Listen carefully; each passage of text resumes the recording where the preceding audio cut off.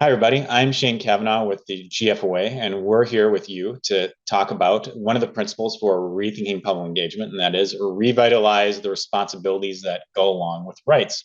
And the idea here is that since the 1950s or in the 1950s and 1970s, there was a strong sense of communitarianism in American society. This is something that has been shown in sociological research.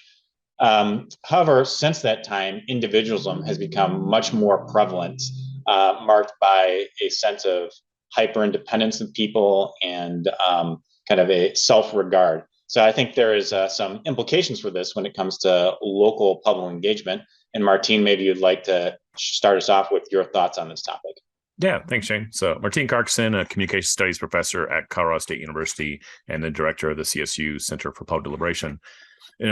Clearly from a communications perspective, rights talk, when people kind of focus on rights, oftentimes it kind of ends discussions, right? There are important things that we have to kind of consider, but this idea of finding a better balance between rights and responsibilities in our public discourse as we kind of work together on our shared problems, I think is a critical aspect to think about how we might improve a public engagement. So as we kind of shift from more kind of conventional means of public engagement, which are just gathering individual opinions, which are obviously going to be inherently be more kind of focused on kind of rights and what individuals want, to more collaborative problem solving, we more naturally kind of tap into that idea of what is my responsibility? How can we work together? How do we kind of form the kind of community that we want to have? Right. So that's what we're trying to tap into with these kind of concepts. Great, Martine. Valerie, what would you like to add to our conversation here? Thank you, Shane. I am Valerie Lemmy, the Director of Exploratory Research at the Kettering Foundation in Dayton, Ohio. And I'd like to add that democracy is more than voting. And it requires people who live in a democracy to work together to solve shared problems. It requires democratic citizenship, if you will.